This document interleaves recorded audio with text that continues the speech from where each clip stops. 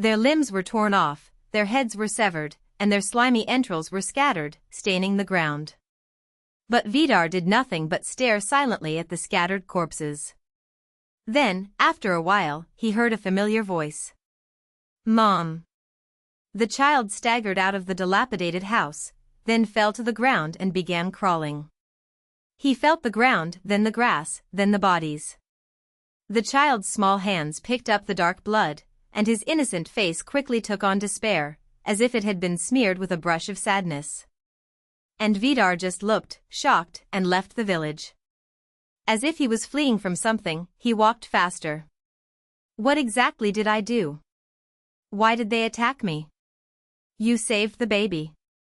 He returned to the forbidden forest, and sat in front of the clear lake, lost in thought. Then, slowly, he stared at his reflection in the water.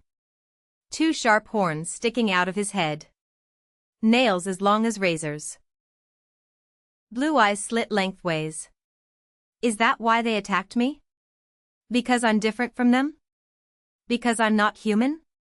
Kill the monster. From that day on, people began to flock to the forest without stopping. None of them survived. At first, they were just villagers. Then guard patrols. Then soldiers from the imperial court, knights, and countless adventurers. The death toll began to multiply. Dozens, then hundreds, then thousands. At that moment, his nickname changed. From monster to king of monsters. Everyone started whispering, "In the forbidden forest resides the king of monsters. He spreads plague and curses, and kills people as if they were insects. How did I end up with this? Why are they attacking me? Who was I trying to save? Who gave me a name for those hungry and painful feelings?" As time passed, Vidar even forgot about the child's existence. But he didn't forget to wait. That boring, cruel, endless wait. Wait for someone. He doesn't know who he is. He fought wars against countless armies, the number of which is unknown. Then an idea occurred to him: if a creature like me were born, perhaps this waiting would stop. Maybe I won't be alone anymore. He collected human blood beneath the cliff in the north, where there was none before. He spread his blood, filling the swamps with their bodies. And thus, monsters were born. But the waiting didn't stop. No matter how much he killed, no matter how much he created, his heart remained empty and burning. Some days, he tried eating humans, or monsters. But even that didn't fill the void inside him. Humans kept coming, as if the death of the king of monsters was destined for them. Even when Vidar didn't come out to them, they came to him. He lived like this for thousands of years. He kills, waits, then kills. No reason, no hope, no end. Maybe I should die. He already tried. He cut his neck with his sword. But as soon as he closed his eyes, he opened them to find himself as he was, whole. Immortal. Damn this cave, thousands of years passed, and Vidar returned to this accursed place. He sat. And thought. Why did it exist? To be hated? To be attacked? Did I exist just to live this deadly loneliness? Where is that person I was waiting for? Was it an illusion from the beginning? Have you been deceived? Did God make me? Is this my punishment? If that person appears, will I recover? Will my loneliness end? With these questions, he decided to isolate himself inside the cave. And nothing happened after that. Didn't come out. He didn't attack anyone.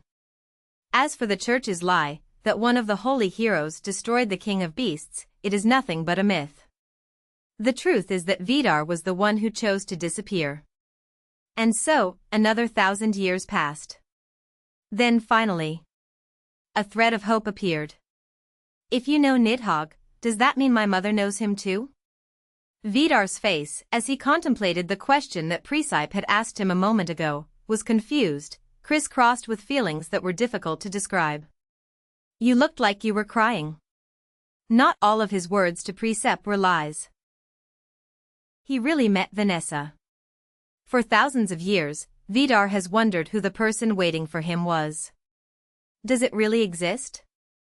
If so, why has it not appeared yet? But, no matter how hard he tried, he couldn't find an answer. At that time, he escaped to sleep. Not a peaceful or restful sleep, but a sleep closer to self-torture. Sometimes he stabbed himself until his insides came out, and sometimes he cut his own throat. Because only then, during his reincarnation period, could he sleep unconsciously?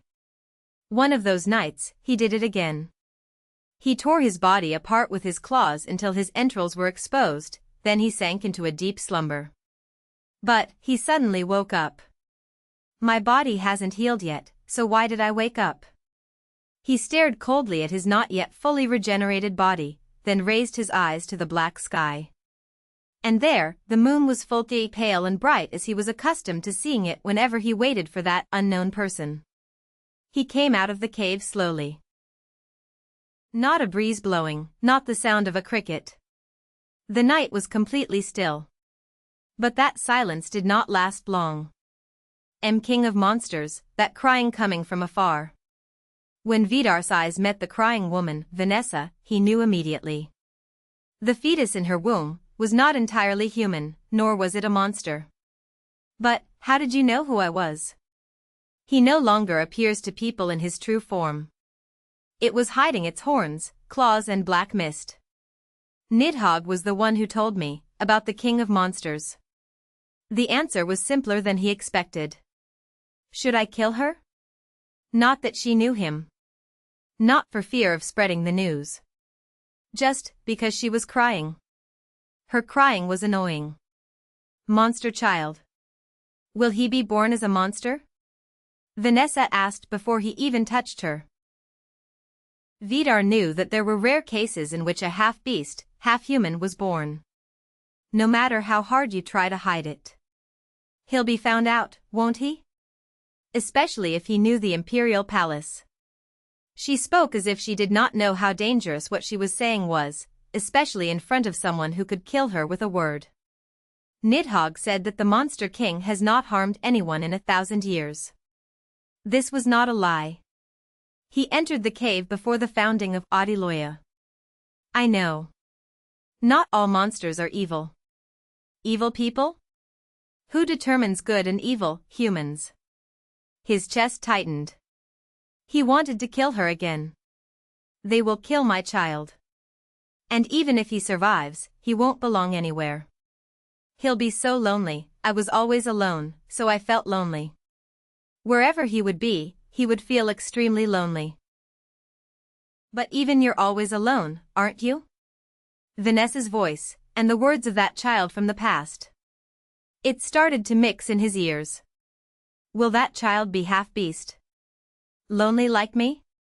Will he grow up the way I did? Would he feel the way I felt? He didn't strangle her. Instead, he just looked at her, crying bitterly, and then slowly opened his lips. Beasts are not like humans. Even if half of him is born a monster, he will not be ostracized among us. And that's it. What has changed? Maybe I just wanted to see the offspring of the monster enter the imperial palace, the place that always wanted me dead. Despite this idea, he no longer had the desire to kill Vanessa. He turned his back. But she asked him again, if I send my child to the forbidden forest, can he live among monsters? Even if he's not human? He didn't answer. He just looked at her one last time and then left, without a word, without remorse. I should have killed her, Vidar regretted that day for a long time. But, he couldn't have known then, that the one in Vanessa's womb, he who was neither entirely man nor beast, he would be the one who made his life an unbearable hell.